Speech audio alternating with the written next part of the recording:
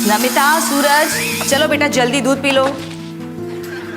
अरे आप कहाँ चल दिए? वही पेशेंट कॉल। आज संडे है, साथ में लंच नहीं करेंगे?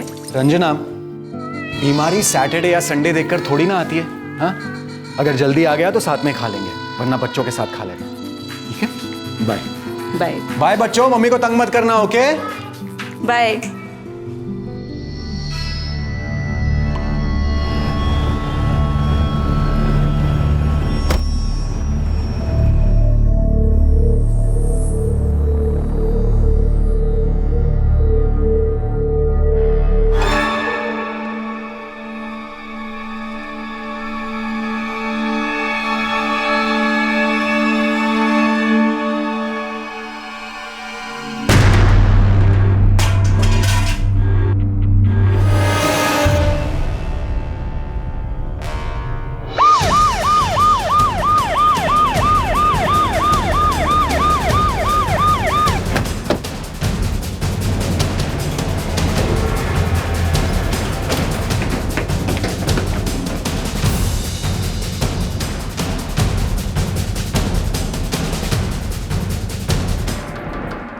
मर चुका है।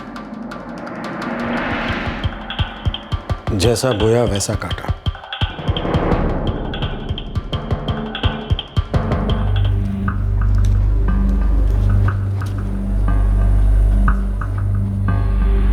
सर,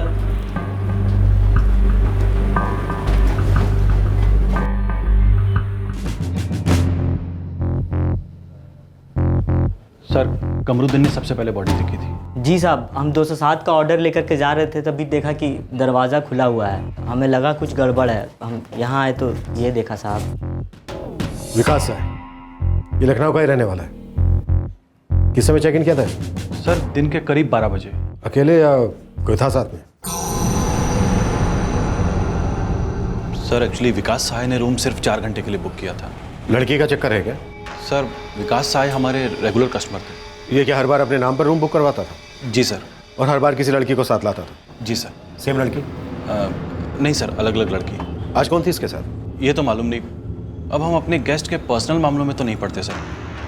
पर हाँ सर, आशीष जो हाउसकीपिंग में है, उसने कमरुद्दीन के बॉडी देखने से तकरीबन 10 मिनट पहले एक लड़की को रूम से निकलते देखा था। साहब, हम 209 की सफाई कर रहे थे, झाड़ू लेने के लिए बाहर आए तो देखे एक लड़की 203 से बाहर जा रही है।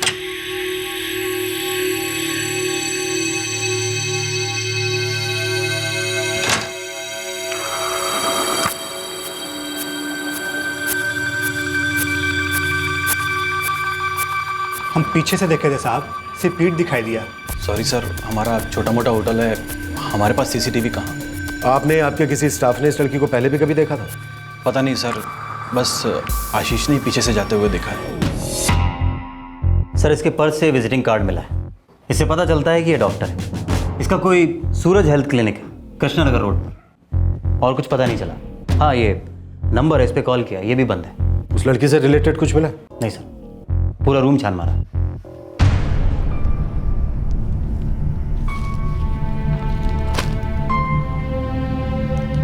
जैसा बोया वैसा काटा। ये कुछ बदले का मामला लग रहा है। राजीव। जी सर। बॉडी को पोस्टमार्टम के लिए भेजो। डॉक्टर विकास सहाय ने करीब 12:15 बजे घर छोड़ा और 1.5 घंटे बाद उनकी लाश किसी होटल के एक कमरे में पड़ी मिली। ये तो जाहिर हो गया था कि वो वहां क्यों गए थे, लेकिन वहां वो किसके साथ थे, ये राज था। स्वाभाविक है कि उनकी पत्नी रंजना को अपने पति की मौत की खबर सुनकर गहरा झटका लगा था, लेकिन ये जानकर भी वो कम सदमे में नहीं थी कि उनका पति पेशेंट से मिलने जा रहा हूं कहकर होटल के कमरे में क्यों गया था।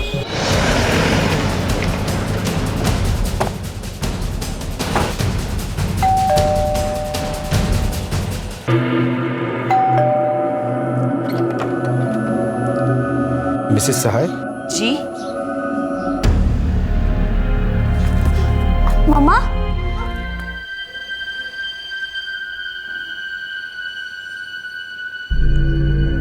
उनकी बॉडी अभी पोस्टमार्टम के लिए अस्पताल गई हुई है। आप लोग क्यों झूठ बोल रहे हैं मुझसे? मेरे पति एक पेशेंट को देखने के लिए गए थे। मैं नहीं मानती आप लोगों की बात।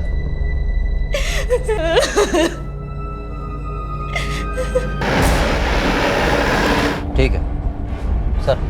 कांस्टेबल डॉक्टर सहाय की क्लिनिक पर गए। संडे की वजह से बंद था तो उन्होंने कंपाउंडर को वहाँ बुलाया। डॉक्टर साहब की बीवी को उसके अफेयर के बारे में जरा भी भनक नहीं है। उसको बिल्कुल नहीं पता कि डॉक्टर साहब होटल में लड़कियों से मिला करता था। दोहरी जिंदगी जी रहा था।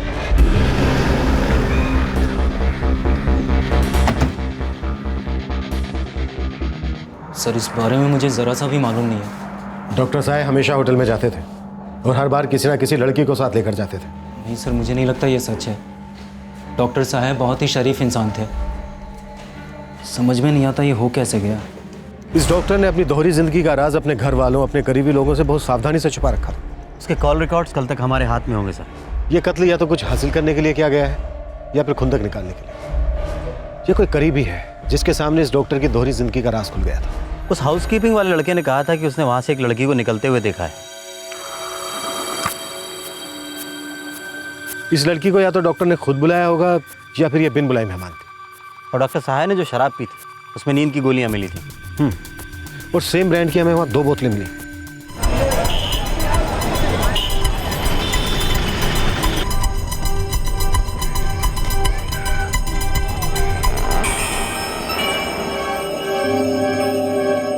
₹25।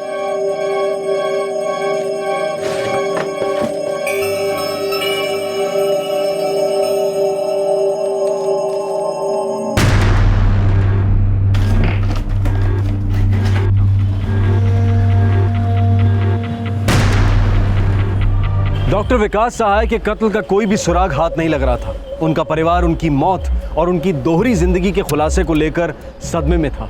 और उसी दिन कोई थी जो विकास सहाय को एक कुरियर भेज रही थी।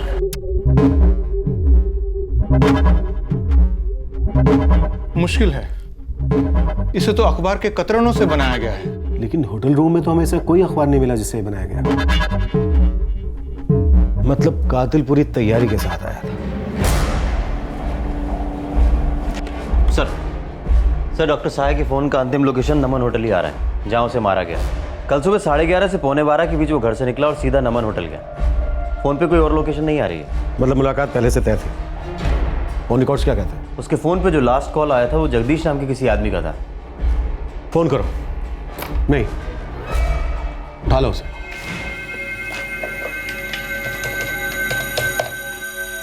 You are not dialing a valid number.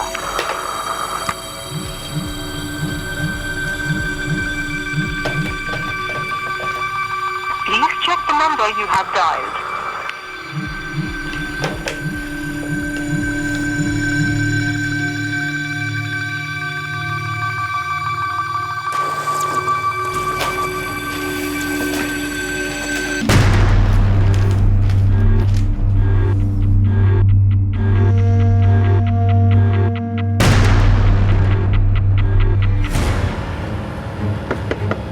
Yes, come in.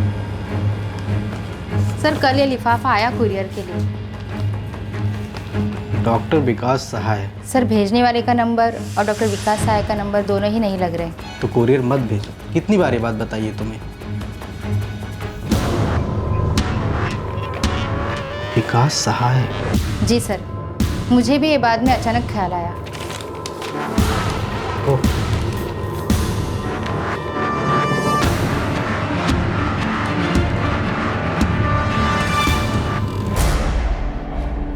Sir मैं डॉक्टर सहाय का पेशेंट हूँ। मेरा फीवर कम होने का नाम ही नहीं ले रहा था। सोचा डॉक्टर साहब को फ़ोन करके पूछ लूँ दवाई बदलनी है या वही चलने दो। जगदीश थोड़ा टाइम लगेगा, तुम एक काम करो वही दवाई चलने दो।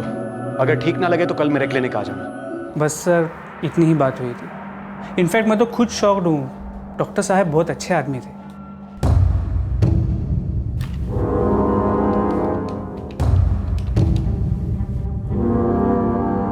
हेलो, कौन बोल रही हैं आप? रेखा, आप कौन बोल रहे हो? प्लीज आप मुझे इन सब चीजों में मत घसीटिए। मैं नहीं थी वहां। देखिए मैं एक घर परिवार वाली औरत हूँ और उस दिन मैं घर पर ही थी। जी मैं लता बोल रही हूँ, लेकिन मैं थी नहीं उसके साथ। मुझे कोई प्रॉब्लम नहीं है, आप चेक कर सकते हो। लेकिन ऑफिसर मैं कह रही हूँ ना आपसे, मेरा अफेयर था। पर अब आप मुझे इन सब चीज़ों में मत घसीटिए। मैं उस दोपहर उनके साथ नहीं थी सर। सर कई औरतों से बात हुई है, सभी ने उसके साथ होने से मना किया है। कोई भी कत्ल वाली दोपहर को उस होटल में नहीं गई थी जहां डॉक्टर सहाय का मर्डर हुआ। हाँ, उसी दिन सुबह 11 बजे एक लैंडलाइन से फ़ोन आया था डॉक्टर सहाय के फ़ोन पर। उसके होटल के लिए निकलने से पहले? जी, किसी जनार्दन मुखी का नंबर है।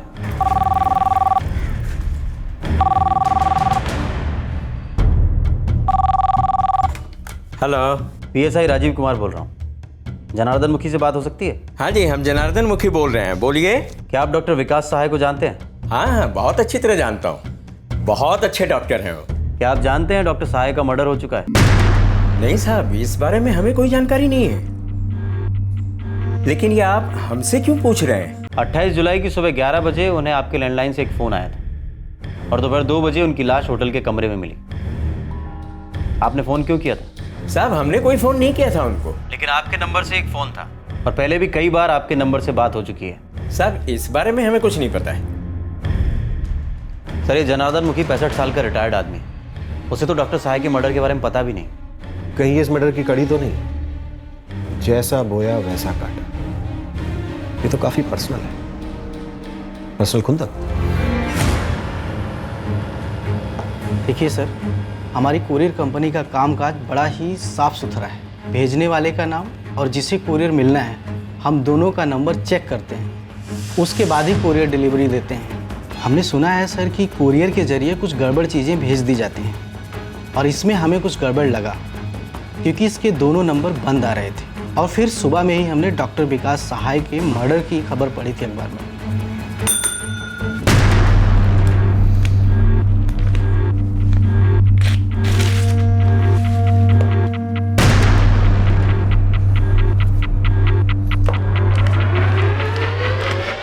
रंजना जी, आपका पति आपके हवाले। ये खत विकास सहाय की पत्नी रंजना के लिए था। ये कौन सा भद्दा और बेरहम खेल था? क्या था उस लिफाफे में?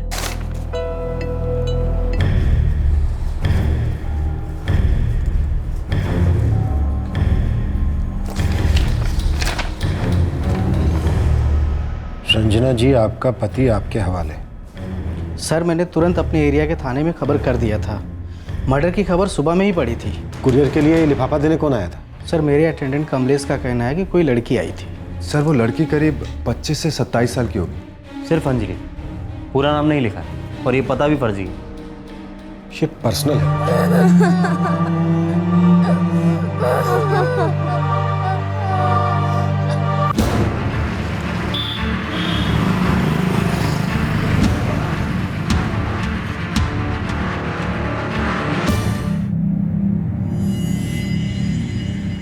मुझे नहीं पता।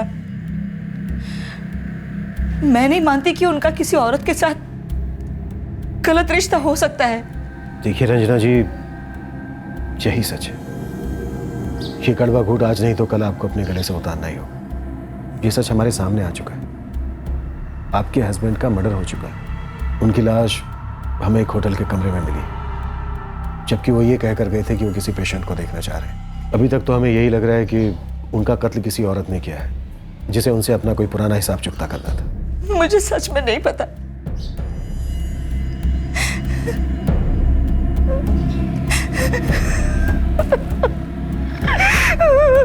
ये डॉक्टर की दोहरी जिंदगी, बड़ा ही महफूज राज था। बड़ा अजीब है, उसके इस राज की किसी को भनक तक नहीं लगी थी। उसे किसी ने मार डाला, पीछे ऐसा मैसेज छोड़ा जिससे लगता है कि कोई पुरानी रंजिश थी, पर कातिल का अभी तक हमें जरा भी अंदाजा नहीं। जनार्दन मुखी, जिसके लैंडलाइन से डॉक्टर के कत्ल के दिन 28 जुलाई की सुबह 11 बजे फ़ोन आया था। क्या उसकी और जांच करें? करते हैं।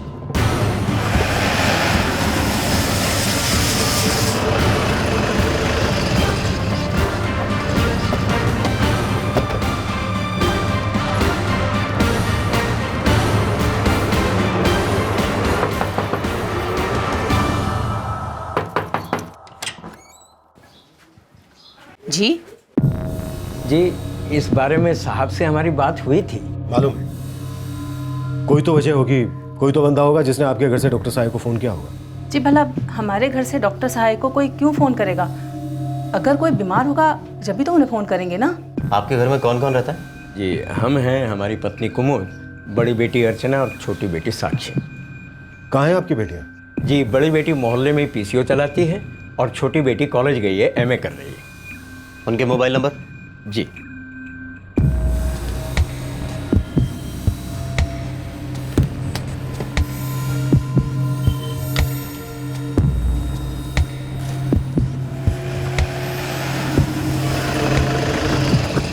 जी, मैंने तो डॉक्टर साहब को कोई फ़ोन नहीं किया। उन्हें जानती तो है ना आप? जी हाँ, बिल्कुल जानती हूँ। बल्कि वो तो हमारे घर भी आए थे कोई 6 साल पहले, जब मैं बीमार थी। बड़े अच्छे आदमी थे। जब उन्हें पता लगा कि हम गरीब हैं तो हमसे फीस भी नहीं ली उन्होंने।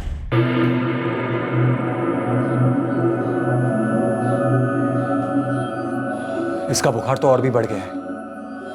आप इसका ब्लड टेस्ट करा लीजिए, फिर देखते हैं क्या करना है। अभी फिलहाल यही दवाइयाँ चलने दीजिए। जी डॉक्टर साहब। डॉक्टर साहब, ये आपके फीस। जनार्दन जी, रहने दीजिए। आप इस वक्त सिर्फ अर्चना का ख्याल रखिए, वो ज्यादा जरूरी है। डॉक्टर साहब, भगवान आपका भला करे। शुक्रिया। मैं कोई 2 महीने बीमार रही, पर उन्होंने एक भी बार फीस नहीं ली। बहुत दयालु आदमी थे वो। जी, और सिर्फ यही नहीं, उसके 1 साल बाद जब मेरी छोटी बहन साक्षी कॉलेज में थी, तब उसे अपने यहाँ काम पर भी रखा ताकि उसकी पढ़ाई में कुछ मदद हो सके। इतने एहसान, फिर नफरत कैसे? कुछ समझ में नहीं आ रहा है। राजीव, अर्चना की हरकतों पे नजर रखो। कई लोग जब किसी पे एहसान करते हैं तो वापसी में किसी किस्म के एहसान की उम्मीद भी रखते हैं। जी सर, मैंने साक्षी को थाने बुलाया है। अभी वो कॉलेज में है।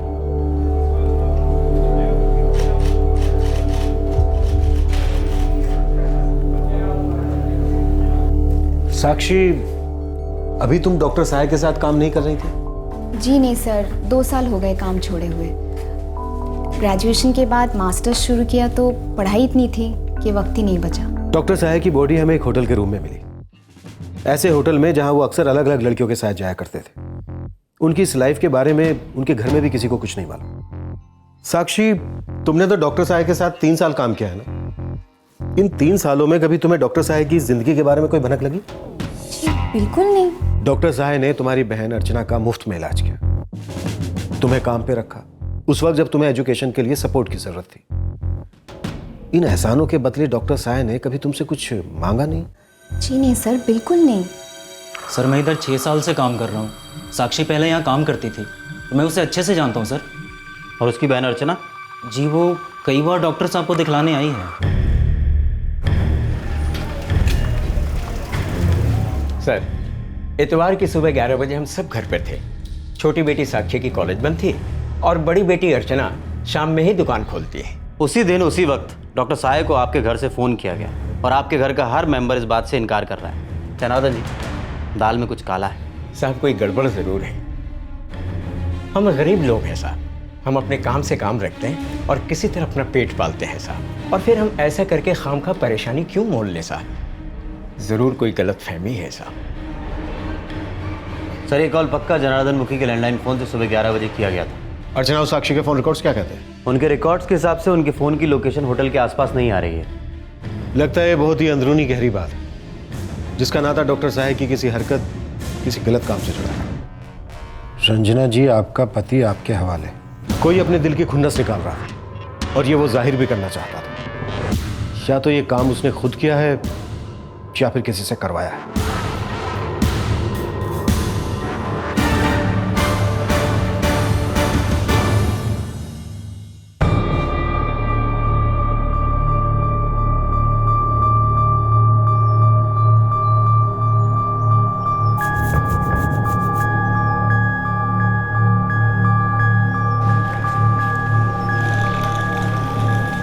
जो नोट्स लिखकर छोड़े गए थे वो एक कहानी बयां करते थे।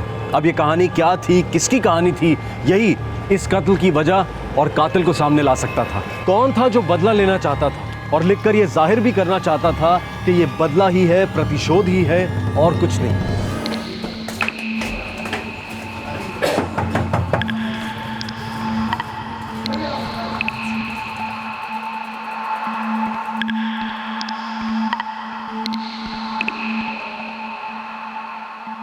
साक्षी बेटा, जी बाबूजी। कहीं जा रही हो बेटा? दिल्ली जा रही हूँ। लेकिन अचानक? जी, वो कॉलेज की एक ट्रेनिंग पे जा रही हूँ। तुमने बताया भी नहीं मुझे। बाबूजी पहले सोचा था नहीं जाऊंगी, पर लगता है अब जाना ज़रूरी है। हाँ, दीदी को बताए?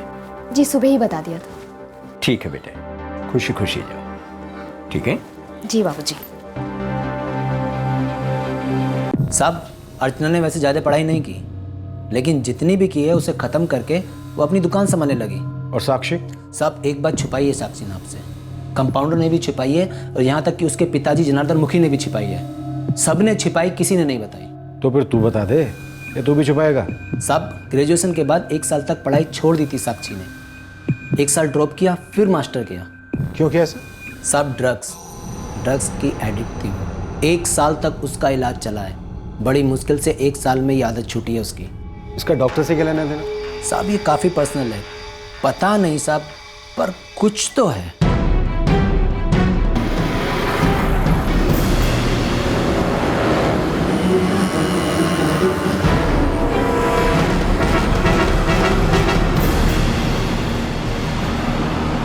बगैर बताए चले जाने का सोच लिया?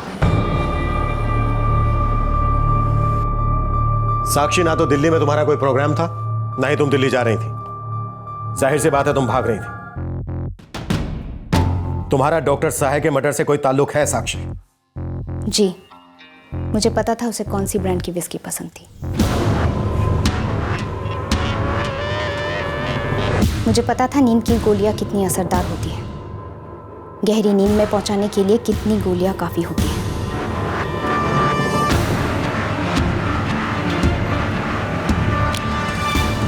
तीन साल डॉक्टर सहाय के क्लिनिक में काम किया था। मेडिसिन के बारे में इतनी जानकारी तो हो ही गई थी। जी,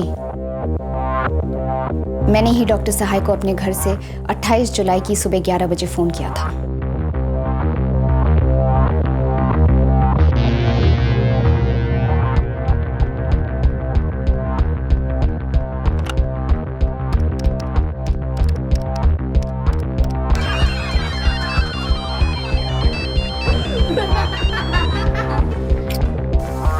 साक्षी, मैं आधे घंटे में निकलता हूँ। तुम होटल पहुंचो, मैं डायरेक्टली वहीं आ जाऊंगा।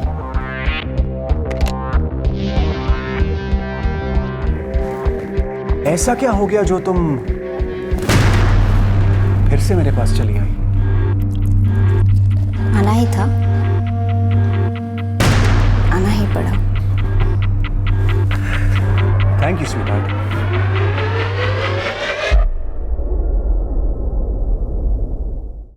जैसा बोया वैसा काटा?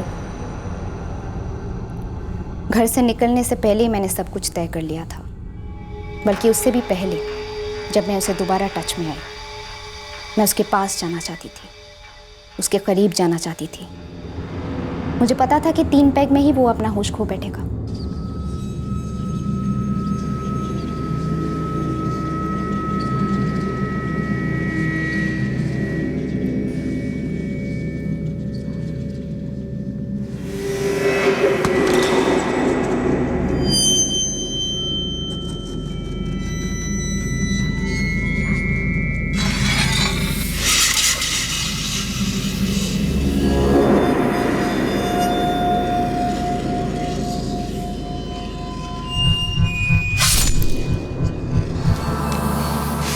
फिर तुम कुरियर करने गई? जी। 25 रुपए।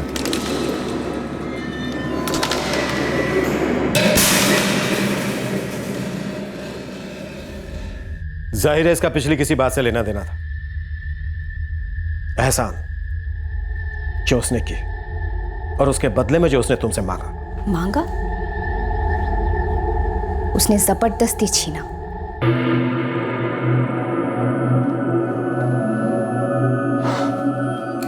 अब फिक्र करने की कोई बात नहीं है, ये बहुत जल्द ठीक हो जाएगी। ये बड़ी मेहरबानी डॉक्टर साहब आपकी। ऐसी कोई बात नहीं है, ये तो काम है हमारा। जनार्दन जी, अगर साक्षी के सपने पूरे करने में मैं कोई मदद कर पाया तो मुझे बड़ी खुशी होगी। बड़ी मेहरबानी डॉक्टर साहब आपकी। बता दीजिएगा। हमारी हालत बहुत खराब थी सर, और डॉक्टर सहाय हमारी लगातार मदद करता रहा। बाबूजी ने तो भोलेपन में उनसे हेल्प भी मांग ली मेरे लिए, मैं पढ़ना चाहती थी। डॉक्टर सहाय ने तुरंत अपने क्लिनिक में मुझे नौकरी दे दी। उस समय मुझे उसके इरादों का ज़रा सा भी अंदाज़ा नहीं हुआ। हो सकता है कि मेरे वहाँ काम शुरू करने के बाद उसकी नीयत बदल गई हो, पता नहीं।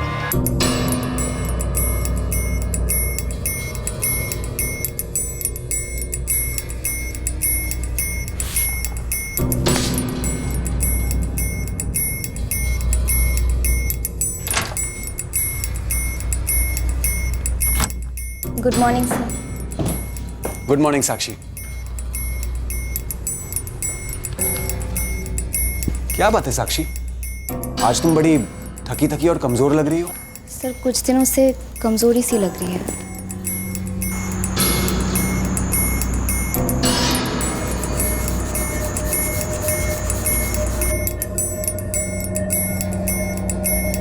लगता है तुम्हें विटामिन डेफिशिएंसी है, पर डरने की कोई बात नहीं है, मैं तुम्हें दवाई देता हूं।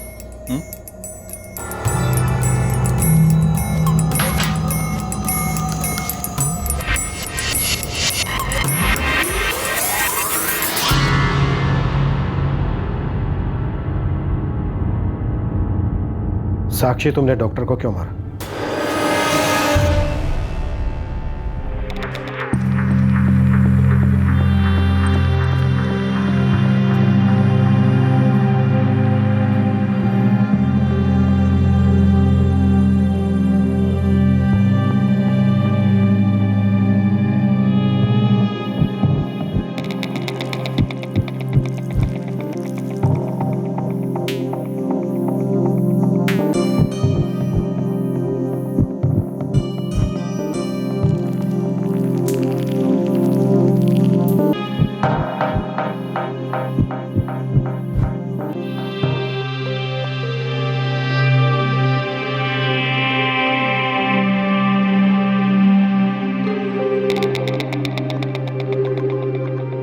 मुझे समझ ही नहीं आया कि मैं उन दवाइयों की एडिक्ट होती जा रही थी।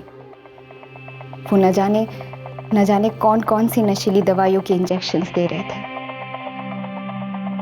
मुझे उनकी आदत होने लगी।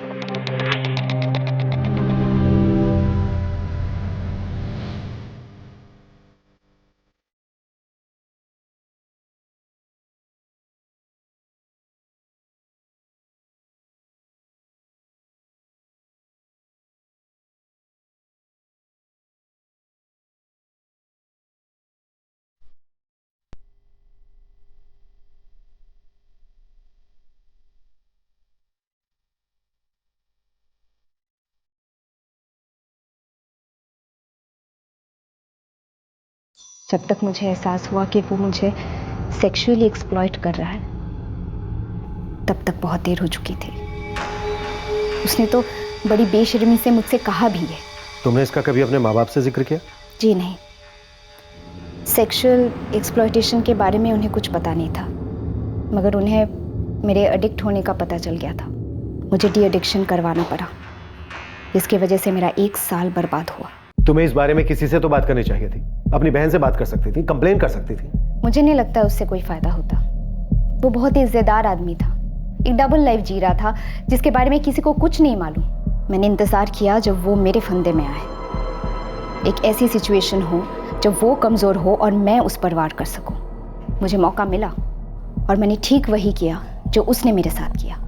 उसने मुझे एडिक्ट बनाया था और मैंने उसके एडिक्शन का फायदा उठाया।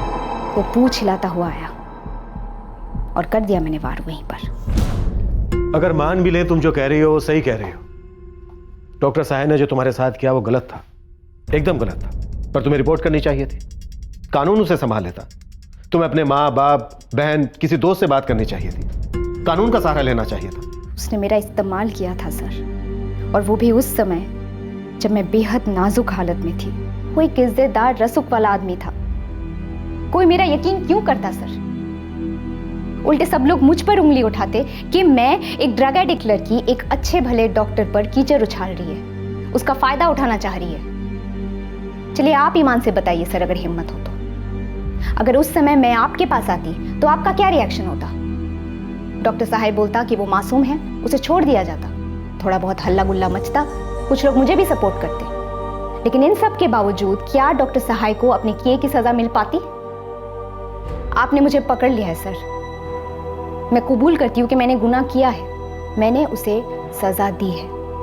उसने जैसा बोया वैसा काटा। अपराध करने से किसी का फायदा नहीं होता है सर, मेरा भी नहीं होगा। लेकिन मैंने ये जरूर पक्का किया है कि डॉक्टर सहाय को भी उसके किए अपराध का कोई फायदा ना हो। अर्चना बेटा, क्या तुम्हें पता था कि साक्षी पे क्या गुजर रही थी? नहीं बाबूजी, मुझे अच्छे से तो इस बात का होता है कि उसे नशे की लत कैसे पड़ गई। मैं कभी सपने में भी नहीं सोच सकती थी जो हकीकत में हुआ।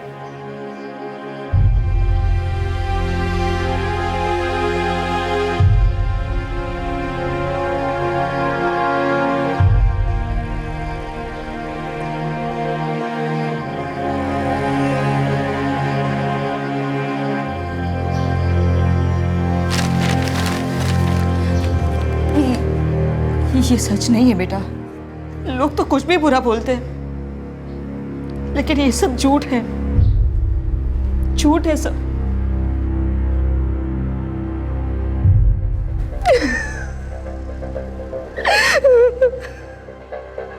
साक्षी अभी जुडिशियल कस्टडी में है। डॉक्टर विकास सहाय के कत्ल के लिए उस पर आईपीसी की धारा 302 लगाई गई है और वो साइकियाट्रिस्ट की सलाह और निगरानी में भी है। जो नोट्स उसने लिखकर छोड़े थे, उससे उसका गुस्सा, उसकी फ्रस्ट्रेशन, उसके अंदर तक भरी नफरत और प्रतिशोध की तड़प साफ जाहिर हो रही थी। बहस इस बात पर कभी नहीं की जा सकती कि उसने जो किया वो गलत था या सही। बेशक वो गलत था। आंख के बदले आंख, कान के बदले कान और जबान के बदले जबान, ऐसे तो सारी दुनिया अंधी, गूंगी और बहरी हो जाएगी। लेकिन साक्षी को तो यही लगा था कि वो गूंगी है, ये दुनिया उसके दर्द को सुनने के लिए बहरी है, कानून अंधा है और इंसाफ उसे कभी मिलेगा ही नहीं। लेकिन ईमानदारी से कहा जाए तो ऐसा सोचने वाली साक्षी अकेली नहीं है। हम में से बहुत से लोग उसकी इस भावना से सहमत होंगे और मानेंगे कि लॉ एनफोर्समेंट ठीक से होता ही कहां है। बहुत से लोग इस बात को मानेंगे कि पावरफुल लोग जुर्म की सजा से बड़ी आसानी से बच निकलते हैं और अगर फंस भी जाते हैं तो उन्हें इससे बाहर निकलने के हथकंडे आते हैं। जबकि एक आम आदमी, वो तो बस कानून की पेचीदगियों में ही उलझा रहता है। आंख के बदले आंख, कान के बदले कान, जबान के बदले जबान, फिर तो ये सारी दुनिया अंधी, गूंगी और बहरी हो जाएगी। बिल्कुल सच बात है। लेकिन साथ ही ये भी सच है कि किसी बेबस आम इंसान के सब्र की परीक्षा नहीं लेनी चाहिए। सभी के लिए अच्छा होगा कि जो पावरफुल हैं, जो ताकतवर हैं, वो ये जान ले कि किसी का शोषण करके, किसी की आवाज को दबा के जो गुस्से, हताशा और नफरत के बीज आप बोते हैं, वो कभी भी समझदारी का फल नहीं देते। देखते हैं हमारे आज के एपिसोड की दूसरी कहानी।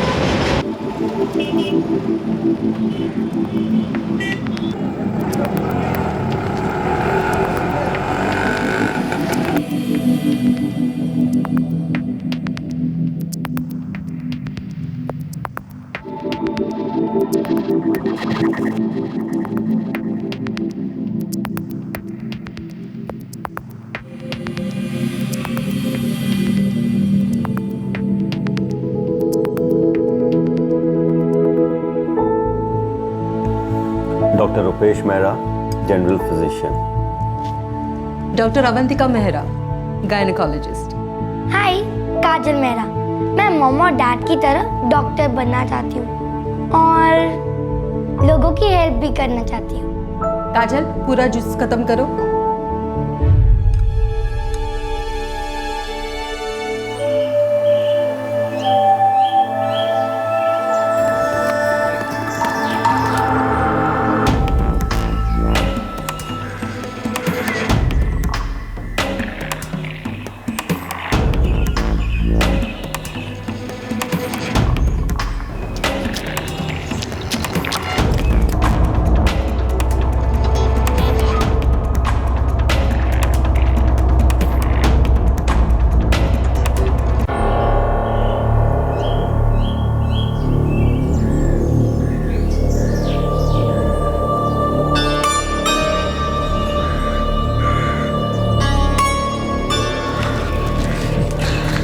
शालिनी, ये मेरा दोस्त है विश्वास।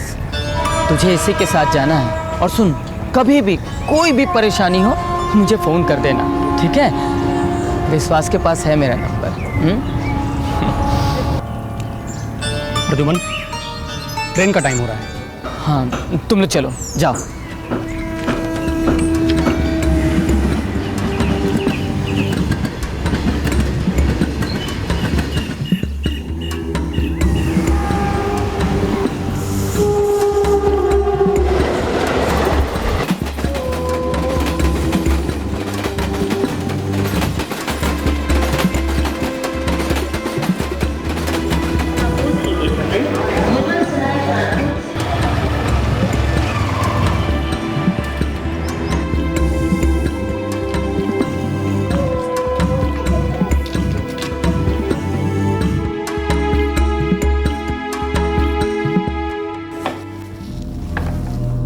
अरे विश्वास, जल्दी आ गए तो। हाँ ये शालिनी है। शालिनी, ये लोकेश है। लोकेश ही तुम्हारा ख्याल रखेगा और कोई भी तकलीफ हुई तो मुझे फ़ोन करना। इसके पास मेरा नंबर है, ठीक है?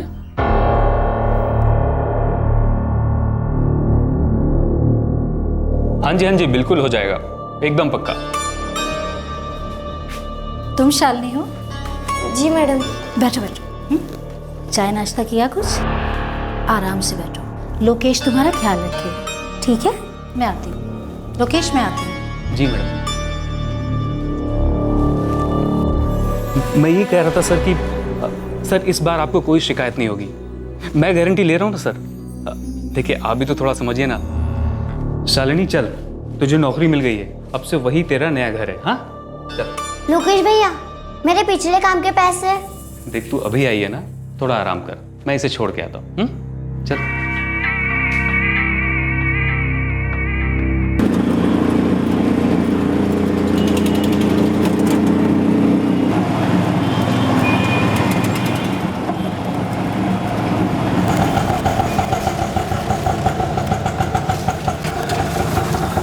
आ जाओ बेटा, आओ आ जाओ, चलो आओ, आ जाओ बेटा, आ जाओ।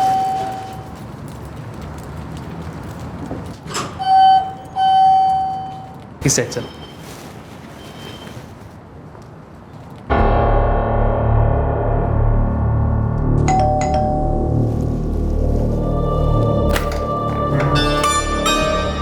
नमस्ते बेटा, मम्मी घर पे है?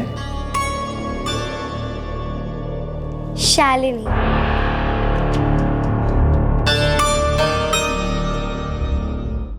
झारखंड की 13 साल की शालिनी, 7वीं कक्षा की स्टूडेंट, पढ़ाई में होशियार। ऐसा क्या हुआ कि इस होनहार लड़की को अपनी पढ़ाई और अपना घर छोड़कर काम करने के लिए दिल्ली आना पड़ा? डॉक्टरी थर्मामीटर में एक लंबी, बारीक और समान व्यास की कांच की नली होती है। इसके एक और बल्ब होता है जिसमें पारा भरा होता है। बल्ब के बाहर नली में पारे की चमकीली धार देखी जा सकती है।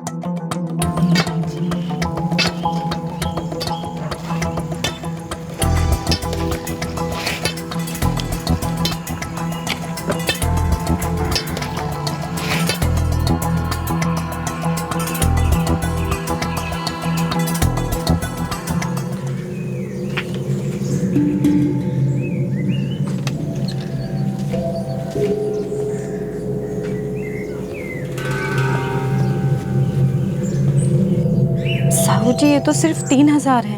अब से इतना ही मिलेगा, परेशानी चल रही है, समझा कर।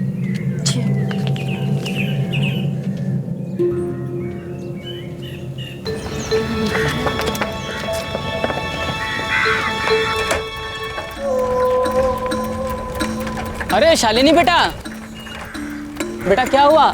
कुछ सोचा उस बारे में? नहीं चाचा, माँ से अब तक उस बारे में बात नहीं हुई। हाँ तो बेटा जल्दी बात कर लेना, वरना मौका हाथ से निकल जाएगा।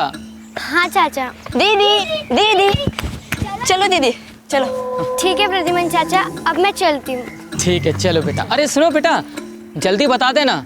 ठीक है चाचा।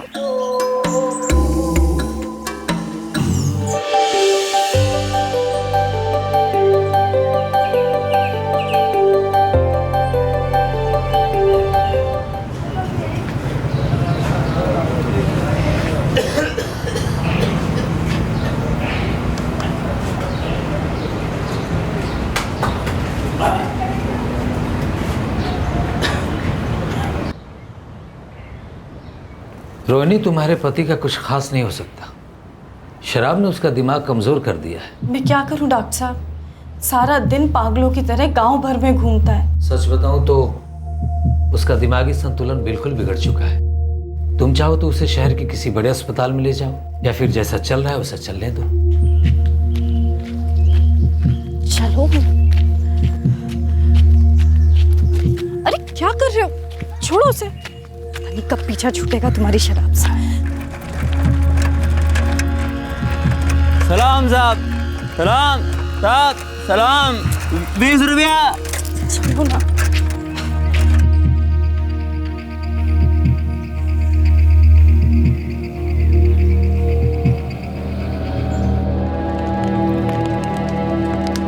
डॉक्टर साहब कहते हैं तेरे बापू ऐसे ही रहेंगे। उसके इलाज के लिए किसी बड़े अस्पताल ले जाना हो। कहाँ से लाऊं इतना पैसा? और तो और साहूकार ने भी इस बार पैसे काट लिए। क्यों? कहता है कि कोई परेशानी है। वो अपने जेब से थोड़ी दे रहा है, उसका खुद का पैसा थोड़ी है। पता नहीं शाली, और कौन लगे उसके मुंह।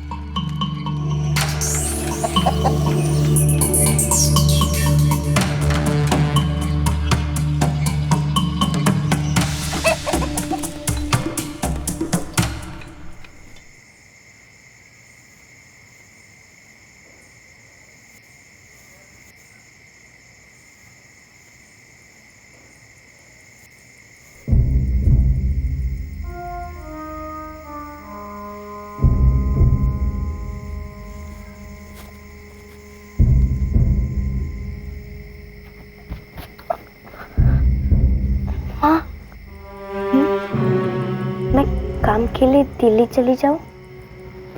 क्या? कहाँ? दिल्ली। वो कहाँ है? बहुत दूर है माँ, और बहुत बड़ा शहर है। पर तू वहाँ जाके करेगी क्या? पता नहीं माँ, मगर प्रद्युमन चाचा कह रहे थे कि वहाँ बहुत काम मिलेगा और वो देश की राजधानी है। अच्छा पैसा मिलेगा माँ, हमारी जिंदगी सुधर जाएगी। नहीं बेटा शालिनी, ये तू ही तो मेरे जीने का सहारा है। हम लोग जैसे तैसे करके ये घर चला लेंगे। बस तू, पूर्वी और गोपाल खूब मन लगाकर पढ़ो और यहीं रहकर तरक्की करो। इतनी दूर जाकर न जाने क्या हो। माँ यहाँ रहकर भी क्या होगा? पापू की इतनी बुरी हालत है और तू दिन रात पीसती है। जो है सो है, पर मेरी इतनी हिम्मत नहीं कि मैं तुझे इतनी दूर भेज सकूं। और वैसे भी वहां जाके ऐसे तू कितना कमा लेगी कि अपना खर्चा भी चलाए और घर पे भी पैसे भेजे? नहीं, तू कहीं नहीं जा रही शालिनी, हम यहीं ठीक है। चल जाके सो जा।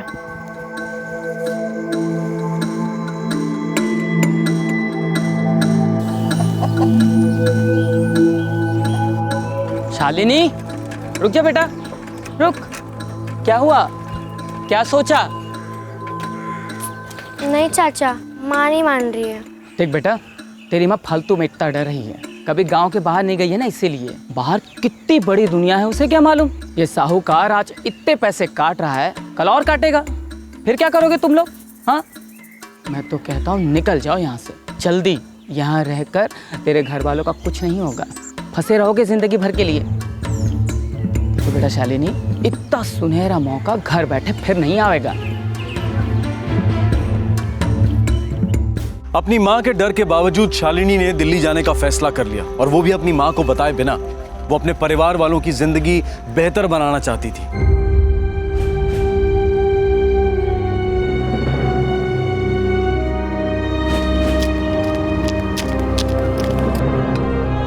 हमने स्कूल के सारे कमरे देख लिए, वो कहीं भी नहीं है। बहुत देर तक हमने उसकी राह भी देखी माँ। और शंभू काका बोले कि उन्होंने दीदी को गांव के बाहर जाते देखा। मैंने तेरी बेटी को गांव से बाहर जाते देखा। कोई था उसके साथ? नहीं, वो अकेली ही थी। सरपंच जी, बहुत डर लग रहा है। न जाने उस पे कैसा भूत सवार था, शहर जाके पैसे कमाने का। मेरी बात मान, कुछ दिन इंतजार कर ले, आ जाएगी वो लौट के। शहर का पागलपन देखेगी ना, अपने आप आ जाएगी चुपचाप वापस। पुलिस थाने जाके मदद मांगो? कोशिश करके देख ले, कुछ होगा या नहीं होगा ये मैं कह नहीं सकता।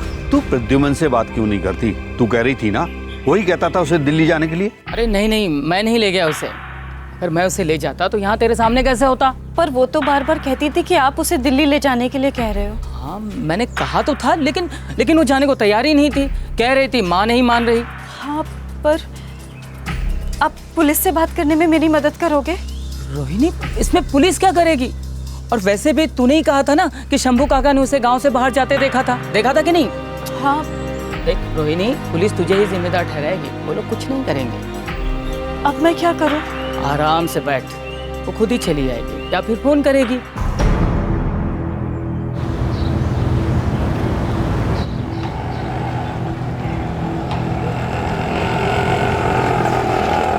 काजल बेटा, स्कूल का सारा होमवर्क हो गया? पूरा कंप्लीट किया? शालिनी, इधर आओ। जी भाभी। हमारे जाने के बाद पूरा घर साफ करके रखना।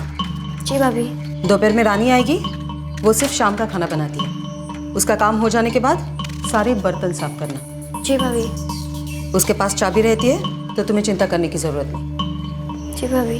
अवंतिका जल्दी करो, लेट हो रहा है। हाँ काजल, चल बेबी कम।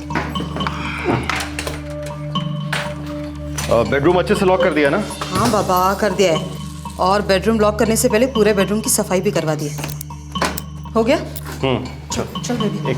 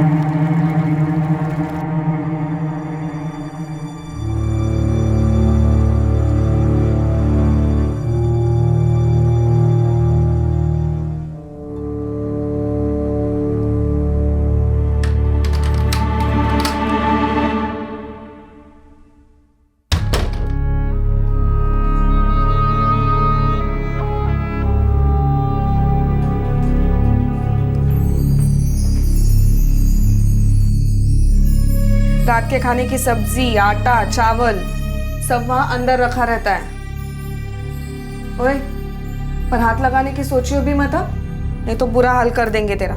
जितना तेरे लिए निकाल के रखते हैं उतने में ही अपना काम चला। भैया भाभी बहुत सख्त है, बड़ी जल्दी नाराज हो जाते हैं।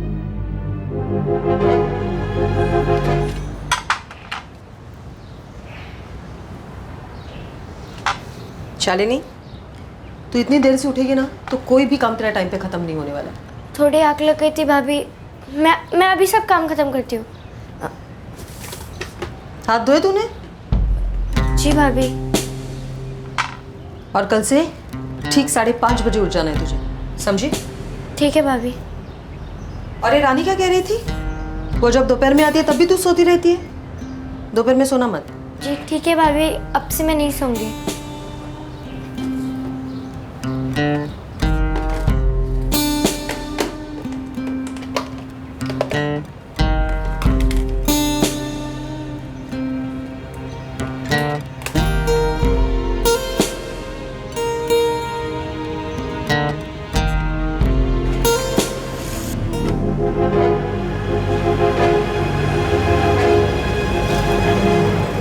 अवंतिका, प्रॉपर्टी अच्छी है, अच्छा इन्वेस्टमेंट रहेगा। हाँ प्रॉपर्टी तो अच्छी है रुपेश, मगर फिर भी मुझे लगता है कि म्यूचुअल फंड्स में इन्वेस्टमेंट करनी चाहिए। स्टॉक मार्केट का कुछ कह नहीं सकते, बहुत फ्लक्चुएट करता है और फ्यूचर में भी मुझे हालात कुछ अच्छे नहीं दिख रहे। तो प्रॉपर्टी मार्केट भी तो आजकल लो ही तो है। हाँ, लेकिन एटलीस्ट प्रॉपर्टी में इन्वेस्ट करेंगे ना अवंतिका, तो नुकसान तो नहीं होगा। पापा पापा आप प्लीज मुझे कल्चर्स ऑफ इंडिया के पिक्चर्स डाउनलोड कर दो, कल प्रोजेक्ट सबमिट करना है। कल?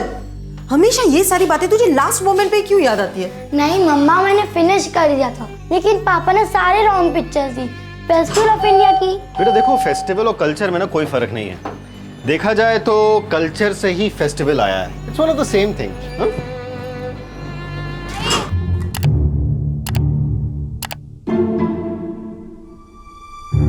जी भाभी।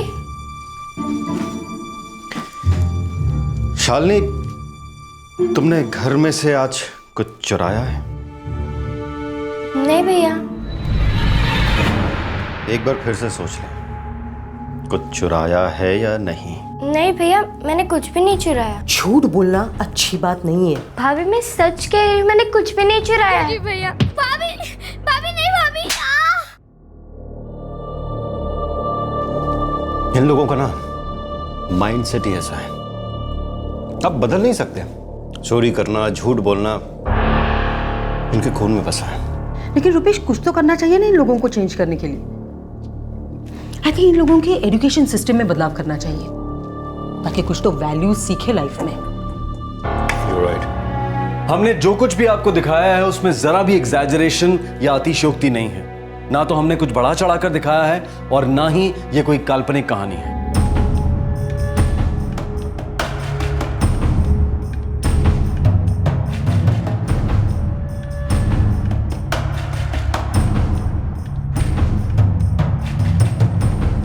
हम में से बहुत से लोगों को बहुत गुस्सा आएगा, लगेगा कि एक इंसान किसी दूसरे इंसान के साथ इतना क्रूर और अमानवीय बर्ताव कर सकता है। लेकिन हमारे देश के बड़े बड़े शहरों में, आलीशान घरों में ऐसे बहुत से लोग रह रहे हैं। वो हैं तो पढ़े लिखे संपन्न, उनके बच्चे भी बड़े स्कूलों में पढ़ रहे होते हैं, जहां उन्हें भारतीय मूल्यों के साथ ग्लोबल विजन की शिक्षा दी जाती है। पर यह है उनका असली रूप, जो 13 साल की एक बच्ची ने देखा जब वो एक बड़े शहर में आई अपने परिवार की मुश्किलें कम करने के लिए।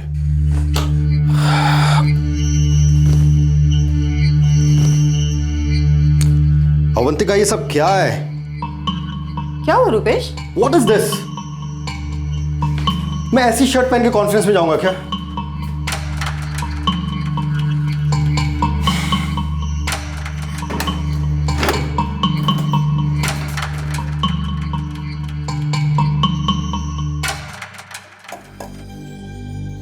देख, तू फिर से एक बार पूछ ले। अगर वो लोग बाहर जा रहे तो तुझे भी छुट्टी दे सकते हैं ना। 2 बार पूछ लिया दीदी। अरे तो फिर से एक बार पूछ के देखना। पर पैसे का क्या करूं दीदी? काम शुरू करते वक्त क्या बात हुई थी तेरे पैसे की? मेरी कोई बात नहीं हुई थी, वो तो लोकेश भैया ने की थी सारी बात। क्या वो तुझे पैसे नहीं देता? नहीं, जब से मैं यहाँ पे आई हूँ मैं तो उनसे मिली भी नहीं हूँ। तो एक काम कर, तू भाभी से फिर से बात कर ले। सीधे बोल, मुझे छुट्टी चाहिए और पैसा भी। देख, थोड़ा नाटक तो तुझे करना पड़ेगा। अरे नाटक नहीं करेगी तो वो लोग खून चूस लेंगे तेरा। इसीलिए मैं इन घरों में पूरे पूरे दिन का काम नहीं उठाती हूँ।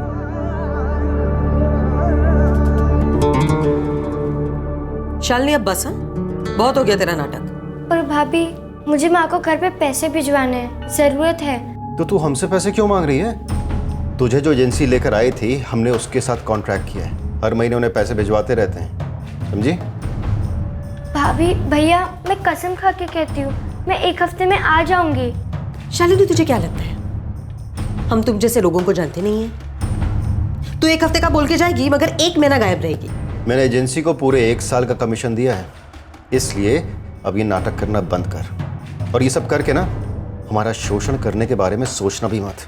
मेरे बहुत सारे पेशेंट पुलिस में हैं, ज़्यादा शोर मचाया ना तो पुलिस बुला लूँगा, समझी? बुलाओ पुलिस। अब मुंह मत बना, चल जा। अवंतिका, सब कुछ अच्छे से लॉक कर देना।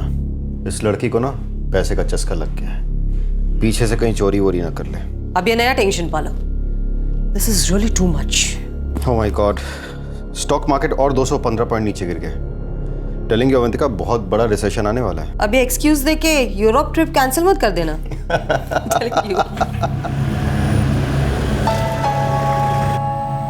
अवंतिका जल्दी करो, कैब आ गई है। आई हो गया कमिंग हो गया आई।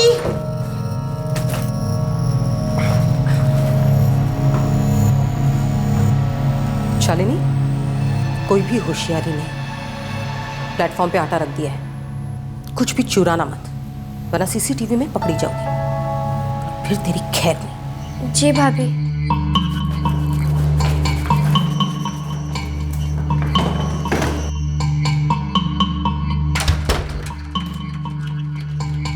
सब कुछ अच्छे से लॉक तो कर दिया ना? हाँ बाबा, सब कुछ लॉक कर दिया है, प्लीज अभी बार बार मत पूछना।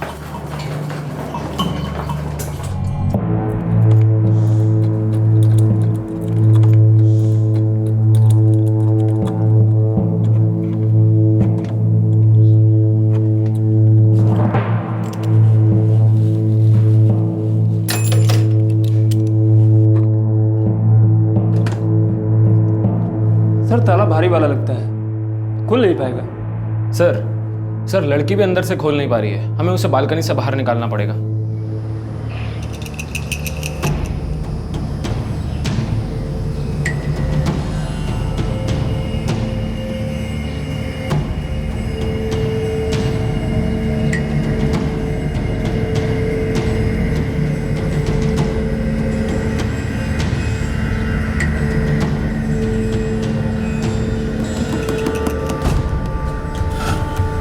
बेटा डरो नहीं, हम लोग तुम्हें यहाँ से निकालने आए हैं। रुको।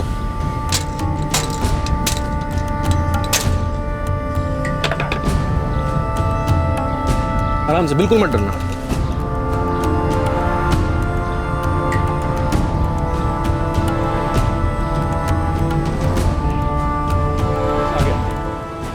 आराम से बेटा, वेरी गुड, आ जाओ।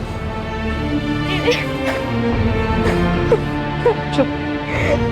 अरे रो मत, हम सब है ना, रो मत पत्नी, देख अब हम सब है ना। हाँ हाँ मुझे पता नहीं था साहब कि वो लड़की को घर के अंदर बंद करके गए हैं। मैंने तो सोचा भी नहीं था साहब कि डॉक्टर साहब और उनकी मिसेज लड़की को ऐसे बंद करके जाएंगे।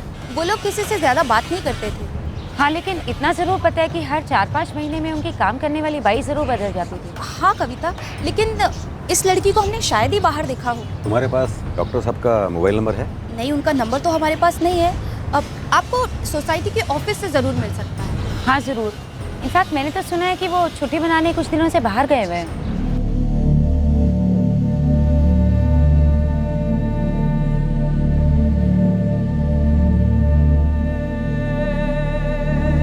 शालिनी बेटा, झारखंड में तुम्हारे किसी पड़ोसी के पास या गांव वालों के पास फोन है? नहीं साहब। ठीक है, तुम अपने स्कूल का नाम बताओ, तुम्हारे मम्मी पापा का पता हम लगा लेंगे। सर डॉक्टर रुपेश मेरे भाई हैं, यूरोप गए हुए हैं, इसीलिए उनका मोबाइल मेरे पास है।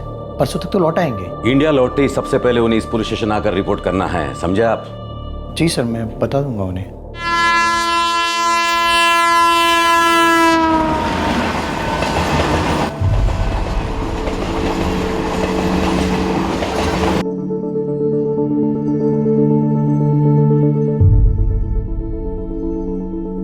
शालिनी बेटा, शुरू से बताओ क्या क्या हुआ तुम्हारे साथ, तुम यहाँ तक पहुंची कैसे? हाँ बेटा, उन लोगों ने जो भी तुम्हारे साथ किया उसकी सजा मिलेगी उन्हें। तुम्हारी माँ को भी हमने बता दिया है, वो 1-2 दिन में आ जाएंगी।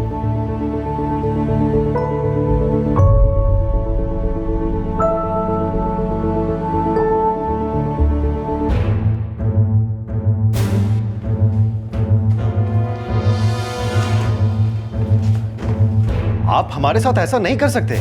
We are respected citizens. ये कोई तरीका नहीं है। डॉक्टर रुपेश, आप और आपकी बीवी 4 दिन पहले वापस लौटे हो, लेकिन पुलिस स्टेशन आकर रिपोर्ट करने के बजाय आप लोग चोरों चौकी की तरह फरार हो गए। इसलिए अब ये राग गारा बंद कर दो, समझे? सर वो लड़की झूठ बोल रही है सर। आपको लगता है कि हम जैसे लोग ऐसा कुछ कर सकते हैं? वो लड़की हमसे पैसे निकालना चाहती है, इसलिए हमें ब्लैकमेल करना चाहती है, इसलिए ऐसे सारे इल्जाम लगा रही है हम पर, है ना? और यूरोप जाने से पहले हमने घर पर उसके लिए भरपूर खाना छोड़ा था, पैसे भी दिए थे। अब उसे और पैसे चाहिए, इसलिए ये सब नाटक कर रही है, ब्लैकमेल कर रही है हमें।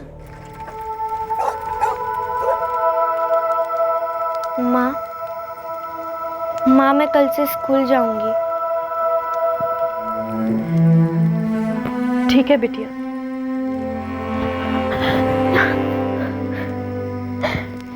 पर आगे से कभी ऐसा मत करना। पता है जब से तू गई है तब से मैं दिन रात यही सोचती थी कि ना जाने तू किस हाल में होगी।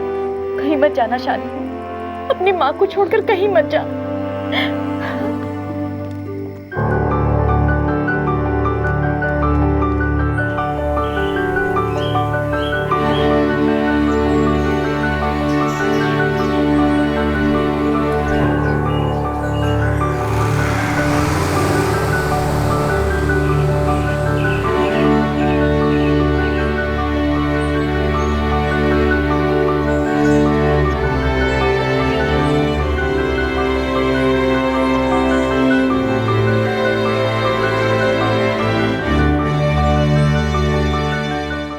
शालिनी अब अपने गांव वापस आ चुकी है और स्कूल में पढ़ रही है।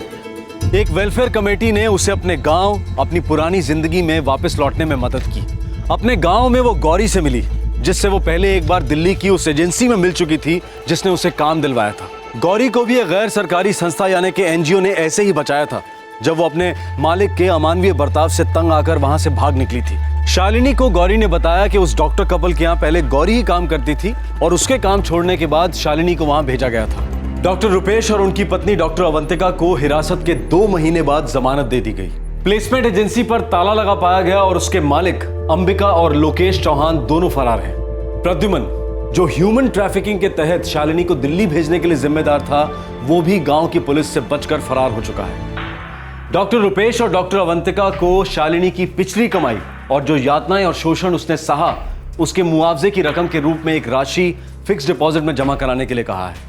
डॉक्टर दंपति ने इस फैसले को चुनौती दी है और केस अभी चल रहा है। प्रशासन द्वारा ह्यूमन ट्रैफिकिंग के पीड़ितों को दिए जाने वाले हर्जाने का शालिनी अब तक इंतजार कर रही है। वो मिले ना मिले, लेकिन वो खुश है कि उसे उसका जीवन वापस मिल चुका है। हकीकत यह है कि गरीबी, लाचारी और सरकारी कल्याण योजनाओं के तहत मिलने वाली रकम में होने वाले घोटालों को सहते ये लोग मजबूर हो जाते हैं अपना घर छोड़ने के लिए। बड़े शहरों में एक बेहतर जिंदगी का सपना लिए आते हैं और हो जाते हैं उत्पीड़न का शिकार। शहर वाले कहते हैं कि बाहर वालों के आने से शहरों में परेशानियां खड़ी हो रही हैं और उधर गांव तक देश में हो रहे विकास की छाया तक नहीं पहुंचती। हमें शिकायत है कि शहरों में क्राइम बढ़ रहा है। हम विवाद में फंसे हैं कि बढ़ते क्राइम रेट की वजह क्या है। रुपए की कीमत गिर रही है, देश की अर्थव्यवस्था में दिन ब दिन गिरावट हो रही है। बड़े बड़े अर्थशास्त्री अपने राजनीतिक विचारों की सफाई देने में मशगूल हैं, लेकिन उनकी नजरें सिर्फ शहरों पर ही केंद्रित हैं, बिल्कुल वैसे ही जैसे हमारे विकास के कार्यक्रमों की। लेकिन हमारे गांव कस्बों की ओर देखने को कोई भी तैयार नहीं। भारत के विकसित इलाके, बड़े शहर जो अपने आप को इस आर्थिक मंदी का शिकार मान रहे हैं, जरूरत है कि वो आर्थिक अंधकार में डूबे इस अनदेखे भारत को भी अपने विकास की कार्यप्रणाली में शामिल करें। वो भारत तो न जाने कब से आर्थिक अंधकार में डूबा है और ऐसे अमानवीय जुर्मों का जाने कब से शिकार होता आया है। क्या उस भारत के लिए कोई जगह है इंडिया इनकॉर्पोरेटेड में? आपसे फिर मुलाकात होगी क्राइम पेट्रोल दस्तक में एक और नए केस के साथ। क्राइम पेट्रोल के और भी दिलचस्प कहानी देखने के लिए हमारे चैनल को सब्सक्राइब करें और बेल आइकॉन दबाना न भूलें।